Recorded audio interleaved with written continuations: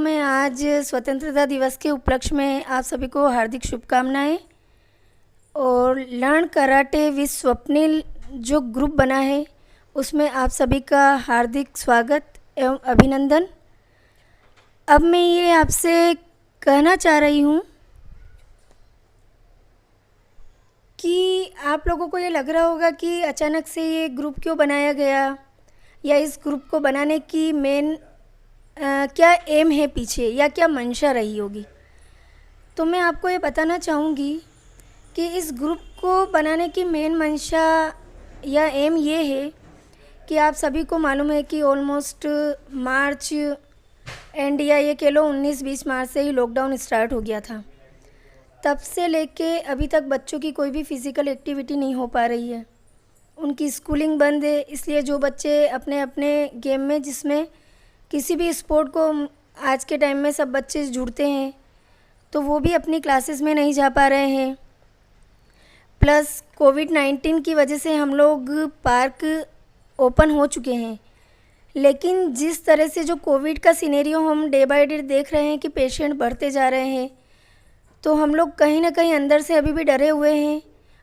और इसी रीज़न से हम लोग बच्चों को पार्क में भी नहीं जाने दे रहे हैं। तो हम लोगों ने सोचा कि स्वप्निल जो कि आपका कोच है वो 2 डिग्री ब्लैक बेल्ट है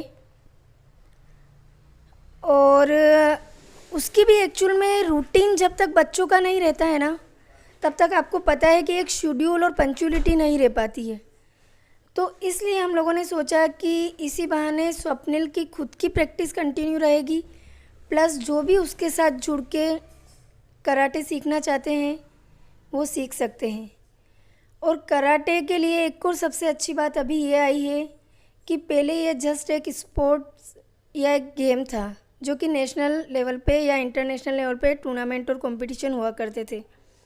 लेकिन आप सभी लोगों को ये जानकर खुशी होगी कि अब 2020-21 से कराटे जो कि एक मार्शल आर्ट है उसको ओलंपिक में भी ऐड कर लिया गया है। तो ये जो बच्चे कराटे में अपना आगे फ्यूचर बनाना चाहते हैं उनके लिए बहुत ही अच्छी इन्फॉर्मेशन है, या ये कह लो एक बहुत अच्छी खबर है। प्लस मार्शल आर्ट जैसा कि नाम से ही अपने आप में विदित होता है कि आर्ट मतलब एक कला, जो कि एक ये गेम के अलावा ये कह सकेंगे कि इसमें एक कला इसलिए कहा गया है कि इस गेम में या कराटे में बच्चे अनुशासन में रहना सीखते हैं।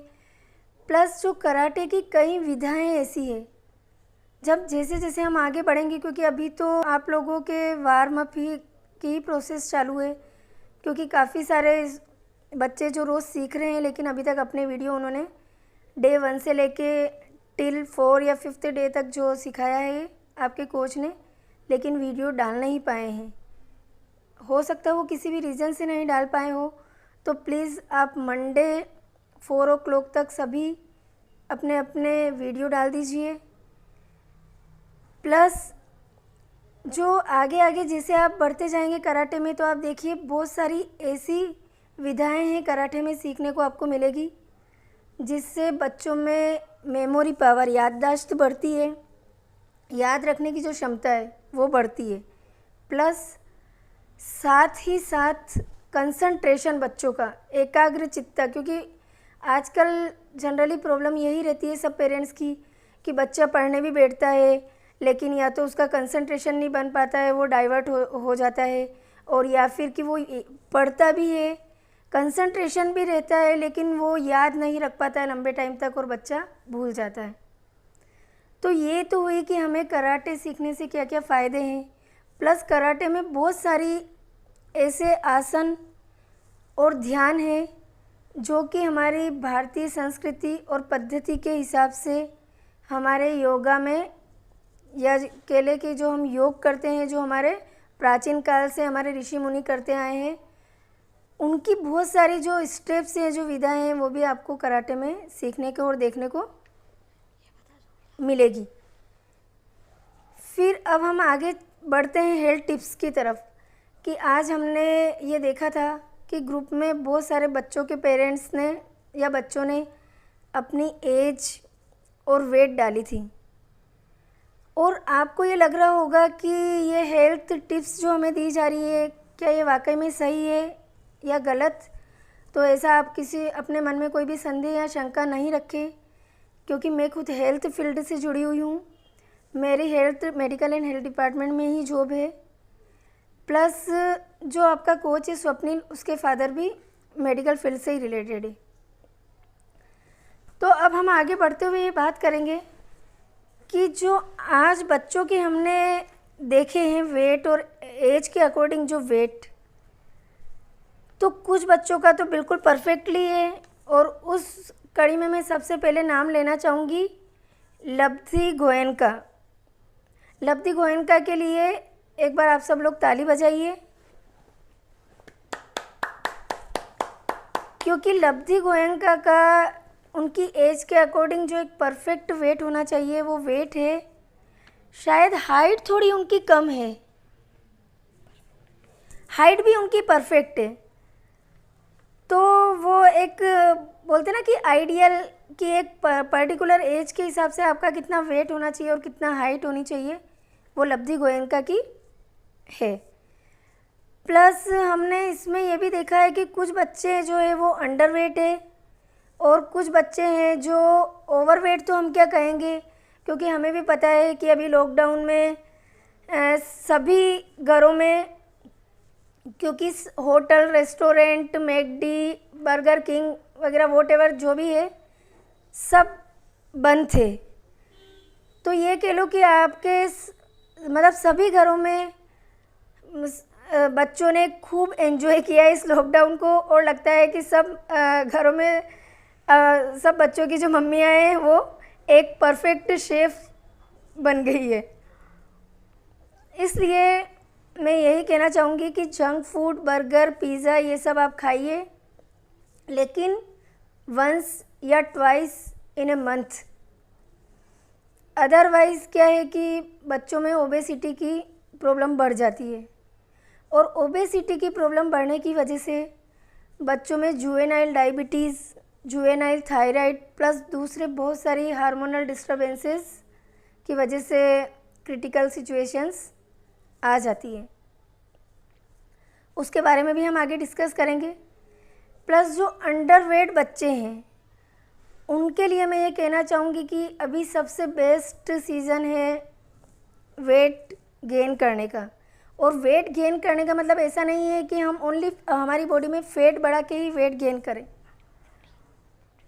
जो न्यूट्रिशन, जो हम कह सकते हैं कि जो एक परफेक्ट न्यूट्रिशन बॉडी में हमारी डाइट के अकॉर्डिंग जानी चाहिए। जैसे माइक्रो न्यूट्रिएंट्स जो होंगे वो सभी पेरेंट्स को भी पता है कि प्रोटीन, कार्बोहाइड्रेट और फैट होता है। इसके अलावा हमारी बॉडी को कुछ माइक्रो एलिमेंट्स या माइक्रो न्यूट्रिएंट्स हम कह सकते हैं, उनकी रिक्वायरमेंट होती है। तो आयरन हुआ, जिंक हुआ या फिर कॉपर हुआ, उसके बारे में तो फिर भी पेरेंट्स जानते हैं, लेकिन उसके अलावा भी बहुत सारे ऐसे माइक्रो एलिमेंट्स हैं, उसकी एक पर्टिकुलर मिनिमम क्वांटिटी बच्चों के प्लस हम सबकी बॉडी में होना एसेंशियल है। अदरवाइज़ हमें बहुत तरह की उनकी डेफिशिएंसी की वजह से प्रॉब्लम्स स्टार्ट हो जाती है। जैसे कैल्शियम का भी ऑलमोस्ट सभी लोगों को पता है। कैल्शियम हुआ, कोबाल्ट हुआ, कॉपर हुआ, फॉस्फोरस हुआ, मैग्नीशियम हुआ, मैग्नीज हुआ, सिलेनियम हुआ, इस तरह से सो मैनी माइक्रो न्यूट्रिएंट्स या आप एलिमेंट्स कह सकते हैं, उसकी हमें रिक्वायरमेंट होती है। और उसके लिए हमें बच्चों को डाइट में वाइटामिन्स और मिनरल्स जो कि हमें फ्रूट्स से मिलते हैं वो खिलाने चाहिए। जबकि आजकल मैंने देखा है कि बच्चों की डाइट में फ्रूट्स तो एक तरह से क्रॉस ही मान लो कि बच्चे मोस्ट ऑफ फ्रूट्स, एप्पल पसंद नहीं है, ये पसंद नहीं है, वो पसंद नहीं है, ये चलता रहता है। तो अभी सबसे बेस्ट सीज़न में इसलिए बोल रही हूँ कि स्प्राउट्स, अंकुरित जिसको हम बोलेंगे, स्प्राउट्स अभी रेनी सीज़न में बहुत जल्दी और इजी वे में हो जाएंगे। प्लस उसमें आपको जो मेन अपने 7 न्यूट्रिएंट्स है, जिसमें फाइबर, मिनरल्स, प्रोटीन और कार्बोहाइड्रेट, फैट्स, वो सब आपको उससे मिलेंगे। और मैं आपको एक कंटेंट भी बता देती हूँ कि स्प्राउट्स में आपको मेनली किन चीज़ों को ऐड करना है। एक तो आप अपना मूंग लीजिए, चने जो कि छोटे चने ब्राउन, छोले जो वाइट बड़े होते हैं वो नहीं, ब्राउन चने जो छोटे होते हैं वो, प्लस मूंगफली। क्योंकि आप सोच रहे होंगे कि स्प्राउट से फैट कैसे मिलेगा, तो जो आपका ग्राउंड नट मूंगफली है, और अपन सब जनरली ग्राउंड नट ऑयल ही यूज़ करते हैं खाने में, तो आपको ये चीज़ पता होगी कि उसमें फैट होता है, इसीलिए उससे ऑयल बन रहा है। तो जब आप ग्राउंड नट को भी आपके अंकुरित में ऐड करेंगे तो उससे, और जब वो स्प्राउट हो जाते हैं, अंकुरित हो जाते हैं, तो फाइबर्स तो ऑब्वियसली हमको मिल रहा है, प्रोटीन जो कि आपका चना और मूंग दोनों से मिल रहा है, प्लस आपको फैट भी उसमें, जब हम मूंगफली लेंगे तो उसमें fibre plus flat plus carbohydrate सभी चीज़ें मिलेगी। इसलिए अभी मैं आप सबसे यही रिक्वेस्ट करूँगी कि चाहे बच्चा अंडर वेट है, परफेक्ट वेट है या ओवर वेट है, जो ये रेनी सीज़न है हमारे 3 मंथ्स, उसमें तो आप कंपल्सरी सभी बच्चों को अंकुरित खिलाइए। तो चाहे बच्चे का वेट ऐसे आपको लगेगा नहीं कि वो थुलथुला, एक वेट होना, एक मोटापा होना, फैटी ओबेसिटी अलग चीज़ है, और एक बच्चे का हेल्दी होना अलग चीज़ है। अब जैसे मैं आपको एक एग्जांपल देती हूँ, एक बच्चा है, क्या नाम है उसका, नहीं, ओबेसिटी है उस बच्चे को, उसकी एज के अकॉर्डिंग, श्रवण नवदार जो बच्चा है, उसकी एज 8 ईयर्स है शायद, और उसका वेट 40 kg है। तो सबसे पहले तो मैं ये आपसे रिक्वेस्ट करना चाहूँगी कि यदि इस बच्चे के पेरेंट्स इसके साथ में मीटिंग में ज्वाइन नहीं हुए हैं, तो मम्मी या पापा में से जो भी ज्वाइन हो सकते हैं, अभी घर पे अवेलेबल है, वो प्लीज़ ज्वाइन होइए। क्योंकि इस बच्चे के लिए आपको हो सकता है मे बी कि इसका जो एज और वेट का रेशो है वो बहुत ज़्यादा मिसमैच है। तो 18 साल से कम के जो एज के बच्चे होते हैं, उसमें भी आजकल क्योंकि बहुत ज़्यादा पोल्यूशन है और बहुत ज़्यादा डिजीज़, जैसे जैसे हमारे साइंस ने आविष्कार किए हैं वैसे वैसे बीमारियां भी बहुत ज़्यादा बढ़ गई है, वो आप सभी को मालूम है। तो बच्चों में जो डिजीज़ जैसे डायबिटीज़ और थायराइड और जो हार्मोनल डिस्टर्बेंसेस होते हैं, उन डिजीज़ को साइंटिफिक टर्म में हम जुवेनाइल के नाम से जानते हैं। यदि बच्चे में डायबिटिक की प्रॉब्लम है तो उसको हम जुवेनाइल डायबिटीज़ बोलेंगे। बच्चे को यदि थायराइड की प्रॉब्लम है तो हम उसको जुवेनाइल थायराइड बोलेंगे। तो मैं उस बच्चे के पेरेंट्स से यही रिक्वेस्ट करना चाहूँगी कि सबसे पहले तो आप इस बच्चे का थायराइड टेस्ट करवाइए, इसका ब्लड शुगर फास्टिंग टेस्ट करवाइए, प्लस साथ में हो सके तो इसकी सीबीसी और जो भी बेसिक इन्वेस्टिगेशंस होते हैं ब्लड से, वो आप इसके करवाइए। क्योंकि चीज़ जो मेरा एनालाइज है उसके अकॉर्डिंग इस बच्चे की एज के अकॉर्डिंग इसका वेट नहीं होना चाहिए। मे बी ये हेरिडिटरी है या कोई और रीज़न है, इसलिए प्लीज़ आप एक बार इसके इन्वेस्टिगेशन करवाइए और फिर एंडोक्राइनोलॉजिस्ट से मिलिए। मुझे चांसेस ज़्यादा सस्पेक्टेड यही लग रहा है कि या तो ये जुवेनाइल डायबिटीज़ का पेशेंट है या फिर ये जुवेनाइल थायराइड का पेशेंट है। अब आपको लगेगा कि ये इतने छोटे बच्चे में थायराइड कैसे, और वो भी बॉयज़ में, क्योंकि जनरली ये देखा गया है कि जो थायराइड डिजीज़ का जो रेशो है वो फीमेल के कंपैरिजन में मेल के कंपैरिजन्स में फीमेल्स में ज़्यादा होता है।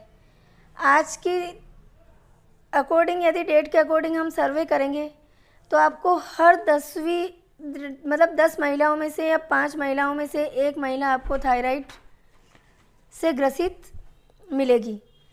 तो एक्चुअल में जो थायराइड है वो 3 टाइप्स के होते हैं। जो बच्चों में थायराइड की प्रॉब्लम होती है, और ऐसा ही नहीं है तो फिर भी 8 साल का है। हमारे कितने ही रिलेटिव्स मैंने ऐसे देखे हैं जिनके बच्चों में न्यू बॉर्न मतलब 3 मंथ से लेकर 6 मंथ के बच्चे हैं और उनमें जुवेनाइल थायराइड के सिम्टम्स दिखे। लेकिन आप सभी को डरने की ज़रूरत नहीं है, क्योंकि जो ये इस तरह की जुवेनाइल डिजीज़ होती है और जो कि न्यूबॉर्न बच्चों में या जो 1 ईयर या 2 ईयर के बच्चे हैं या 8 या 10 ईयर्स के बच्चे हैं उनमें होती है, वो यदि प्रॉपर थेरेपी नो डाउट लंबे टाइम तक चलती है, लेकिन मेडिसिन के बाद में ये ठीक हो जाती है, ये क्यूरेबल होती है। तो एक तो आपका हो गया जुवेनाइल थायराइड। सेकंड होता है आपका, अब आप लोगों को आश्चर्य होगा, प्रेगनेंसी इन्फ्लुएंस थायराइड। आजकल बहुत ज़्यादा मतलब हम लोगों को एक तरह से देखा जाए तो हम ये कह सकते हैं कि किसी भी चीज़ में शुद्धता नहीं रही है।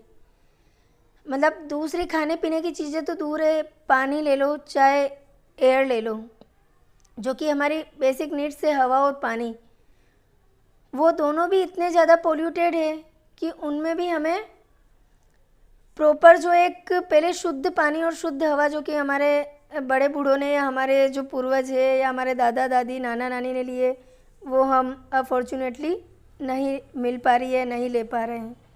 और उसके लिए जिम्मेदार भी कहीं ना कहीं हम ही लोग हैं। उसका एक एग्ज़ाम्पल मैं आपको देती हूँ। पहले आपने देखा होगा कि हमारे घर में ज़्यादातर जो भी बर्तन यूज़ करते थे हम, या जो स्कूल में बच्चों को हमको टिफ़िन, हमारी स्कूलिंग टाइम तक भी हमें, मुझे याद नहीं है कि हमने स्टील के अलावा किसी भी तरह की मेटल का यूज़ किया हो टिफ़िन के लिए। और हमें हमारी मम्मी कपड़े में या रुमाल, जो अपने कपड़े के कोई भी कपड़ा हो चाहे वो, उसी में बांध के टिफ़िन में रोटी या पराठा जो हम ले जाते थे दिया जाता था। लेकिन आजकल मॉडर्नाइजेशन की होड़, और ये होड़ इतनी ज़्यादा बढ़ गई है कि ये हमारे और हमारी फैमिली के लिए ही सबसे ज़्यादा ख़तरनाक साबित हो रही है। सबसे पहले उसका एग्ज़ाम्पल है फॉइल। आजकल सबको लगता है कि नहीं, अरे रोटी में मतलब रोटी को हम टिफ़िन को में बच्चे को रोटी हम रुमाल में कपड़े में कैसे बांध के देंगे, तो उसके लिए हम फॉइल ख़रीद के लेके आते हैं। फिर उस गरम गरम रोटी या चपाती पराठा वॉटेवर जो भी आपका बच्चा लेके जाता है, उसको हम उस फॉइल में पैक करते हैं। और एक टाइम था जब कैंसर के पेशेंट्स बहुत लिमिटेड या बहुत रेयर सुने जाते थे, जबकि आज की तारीख में ये है कि आपको हर 15 या 20 जनों में से एक बच्चा किसी न किसी, मतलब कैंसर भी अलग अलग तरह के होते हैं, लेकिन आपको किसी भी टाइप के कैंसर के पेशेंट या कैंसर रोग से ग्रसित मरीज मिल जाएगा। और उसका रीज़न है हमारा खान पान। और सबसे पहले इसके लिए हमें हमारी किचन से शुरुआत करनी पड़ेगी। आपने देखा होगा पहले ज़्यादातर हमारे जो बर्तन हुआ करते थे खाना पकाने के, वो लोहे के होते थे। हमारा चिमटा लोहे का हुआ करता था, हमारी खुरपी लोहे की हुआ करती थी, हमारा तवा लोहे का हुआ करता था, जिस कढ़ाई में सब्जियां बनती थी वो भी ज़्यादातर लोहे की हुआ करती थी, प्लस जो भी मिठाई वगैरह हम बनाते थे वो भी ज़्यादातर हम लोहे की कढ़ाई यूज़ करते थे। जबकि आजकल इन सब का रिप्लेसमेंट हो गया है नॉन स्टिक या फ्राई पैन से। यदि आपको मेरा गलत लग रहा है तो आप रेज हैंड करिए कि नहीं ऐसा नहीं है। बाकी मोस्ट ऑफ 90% किचन में अब लोहे के जो यूटेंसिल्स थे उसका रिप्लेसमेंट नॉन स्टिक या चिमटी हम स्टील की यूज़ करने लग गए हैं, खुरपी भी हम स्टील की यूज़ करने लग गए हैं, इवन कि चाकू। अब आपको लगेगा चाकू हम लोहे का यूज़ करें या स्टील का यूज़ करें उससे क्या फ़र्क पड़ता है, लेकिन नहीं, इसका भी बहुत ज़्यादा फ़र्क पड़ता है।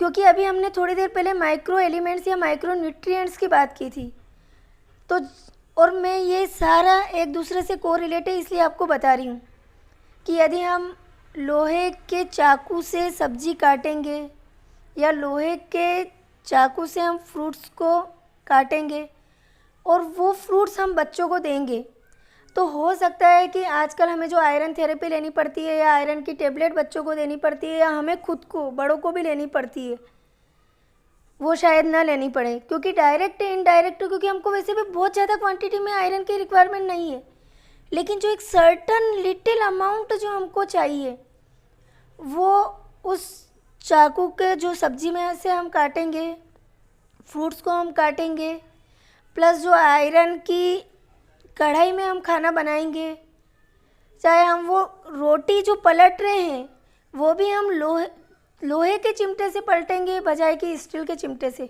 या जो खुरपी है जिससे हम हिला रहे हैं सब्जी को वो भी लोहे के चम्मच से करेंगे तो वो, या खुरपी से करेंगे तो वो ज़्यादा बेनिफिशियल है बजाय कि स्टील और दूसरे जो नॉन स्टिक फ्राई पैन और जो हमारे अभी रनिंग में चल रहे हैं। प्लस दूसरा माइक्रोवेव से मैं भी मानती हूँ कि बहुत स्टैंड, इवन कि हम खुद भी यूज़ करते हैं, लेकिन मैं अब माइक्रोवेव का बहुत मिनिमम से मिनिमम ही यूज़ करते हैं हम लोग, क्योंकि आपको शायद पता हो तो फॉइल के बाद सबसे ज़्यादा कैंसर कारक कोई चीज़ है तो वो है माइक्रोवेव, जबकि नो डाउट हम लेडीज़ के लिए वो सबसे इंस्टेंट और सबसे इजी है कि बच्चा, चलो हमने सुबह खाना बना के रख दिया, बच्चा आया फटाफट सब्ज़ी गर्म करनी है माइक्रोवेव में कर दो, या कोई भी स्वीट है वॉट एवर जो भी चीज़ करनी है कि माइक्रोवेव में विद इन ए सेकंड सब कुछ गर्म हो जाता है। लेकिन जो माइक्रोवेव में भी रेज़ निकलती है और वो रेज़ है वो हमारे शरीर में जाके धीरे धीरे वो इंस्टेंट आपको उसके रिज़ल्ट नहीं मिलेंगे, लेकिन इन फ्यूचर उससे भी कैंसर होने के चांसेस 99.9% है, बल्कि मैं तो ये कहूँगी कि 100% है। और सबसे ज़्यादा चिंता वाली बात यह है कि हम खुद हमारे हॉस्पिटल में देखते हैं, पहले मैं एसएमएस में थी तब वहाँ भी देखते थे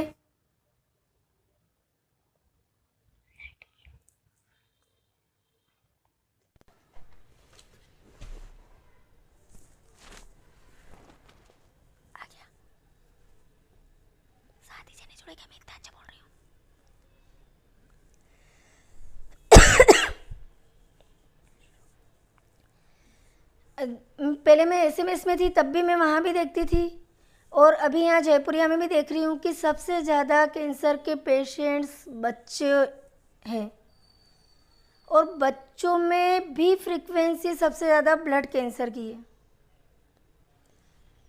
इसलिए प्लीज़ सबसे पहले आप अपने किचन को सुधारने का इन द सेंस समझ रहे हो ना आप मेरी बात की, जहाँ जो हमारे बड़े बुजुर्ग जो चीज़ यूज़ लेते थे हम उन्हीं को अपनाते हुए, क्योंकि हम मॉडर्नाइजेशन नहीं, अब तो एक तरह से देखा जाए तो पोस्ट मॉडर्निटी आ गई है, और मॉडर्नाइजेशन कभी भी हम क्या यूज़ कर रहे हैं प्लस हमारे बाहरी आवरण से नहीं है कि हमने जीन्स पहन लिया या हमने टी शर्ट पहन लिया।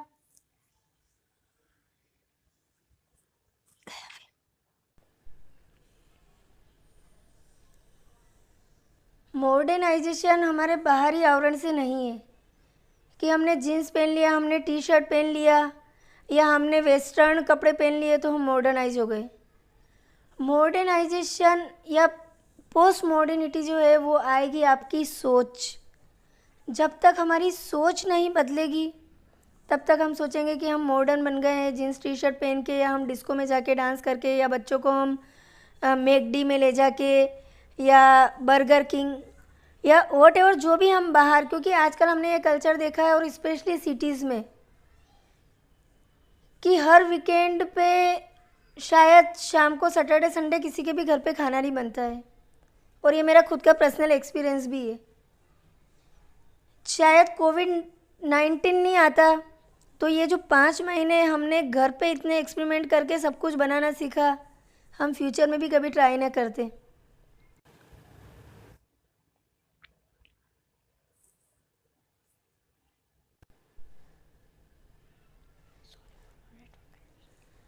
Sorry for network issue, network बार बार जा रहा है, इस वजह से बीच में डिस्कनेक्ट हो रहा है हमारा सेशन। कुछ पूछना, अभी लास्ट के 5 मिनट हम रखेंगे क्वेश्चन आंसर सेशन, तो आप लोग हैंड रेज करिए और फिर हम उनको अनम्यूट कर देंगे जिसका भी क्वेश्चन होगा, जिसका हैंड रेज होगा। तो आज मैं आप लोगों से यही कहना चाहूँगी कि प्लीज़ शुरुआत हमारे ही किचन से हमें करनी पड़ेगी, हमारे बच्चों की हेल्थ के लिए और फ्यूचर के लिए। और जंक फूड के मैं ख़िलाफ़ नहीं हूँ, मैं अभी भी ये चीज़ बोल रही हूँ, वंस इन अ मंथ या twice in a month it's okay.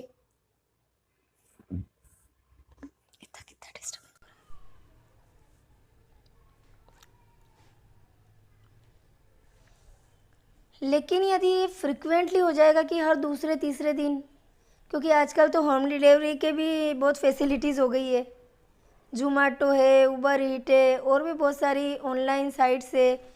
Even कि अभी लॉकडाउन में तो मैकडी और जिन लोगों का पहले फ्री होम डिलीवरी वाला सिस्टम नहीं था, उन लोगों ने भी टेक अवे और होम डिलीवरी वाला सिस्टम स्टार्ट कर दिया, क्योंकि अभी लॉकडाउन की वजह से और कोविड की वजह से वो डिस्टेंस की वजह से रेस्टोरेंट ओपन नहीं है, लेकिन टेक अवे वाली फैसिलिटी उनकी चालू है।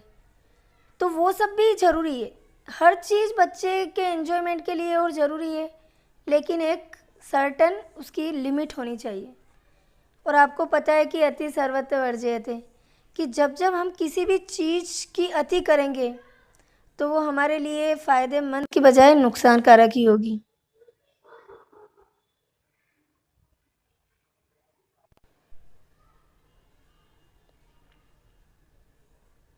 क्या क्वेश्चन पूछ रही हो? सॉरी, नेट का बहुत ज़्यादा इशू हो रहा है क्योंकि बहुत हेवी रेन हुई थी कल एक्चुअल में जयपुर में बहुत ज़्यादा हेवी रेन थी, तो इसकी वजह से कल भी काफ़ी लोग जुड़ नहीं पाए थे और आज भी नेट का बहुत ज़्यादा इशू हो रहा है। तो हम लोग वीडियो भी इसका रिकॉर्डिंग डाल देंगे।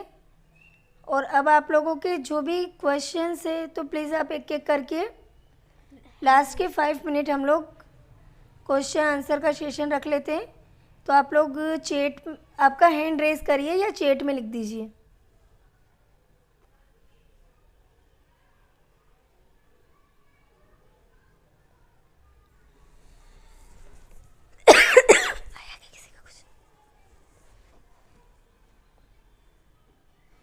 क्यों, कोई था ना किसी का?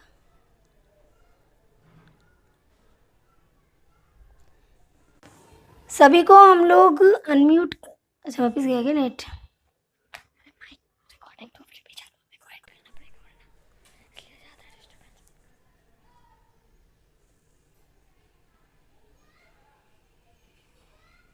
सभी को हम लोग अनम्यूट कर रहे हैं, आप सभी आप बोल सकते हैं।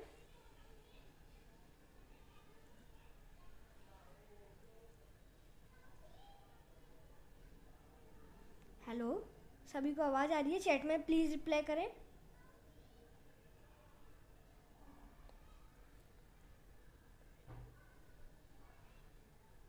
कोई नहीं सुन पा रहा है क्या? प्लीज़ सभी चैट में रिप्लाई करें। ओ शाहिना परवीन कुछ पूछना चाह रही है तो पर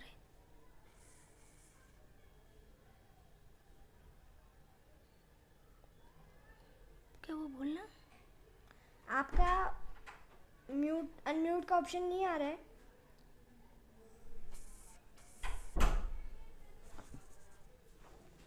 मैंने सभी को अनम्यूट किया है।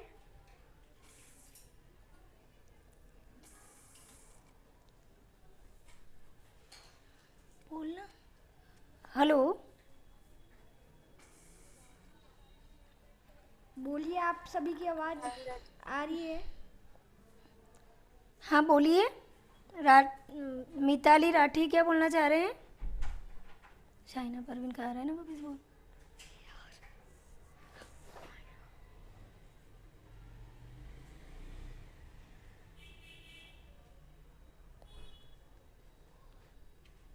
बोलिए, मैंने अनम्यूट कर रखा है सभी को, प्लीज़ सभी बोलिए। आपको कोई डाउट है? शाहिना दीदी के यहाँ से हेज रेंड आ रहा, कुछ पूछना चाह रहे हैं आप? ओके, समझ में आया बेटा आप लोगों को? ओके, आपके किसी की भी मम्मी ऐड नहीं हुई क्या? आपकी मम्मी ज्वाइन नहीं हुई थी क्या मीटिंग में? हाँ आप बेटा आपकी मम्मी है वो तो मुझे पता है, लेकिन मम्मी ऑफिस गई है क्या अभी? हाँ। ओके।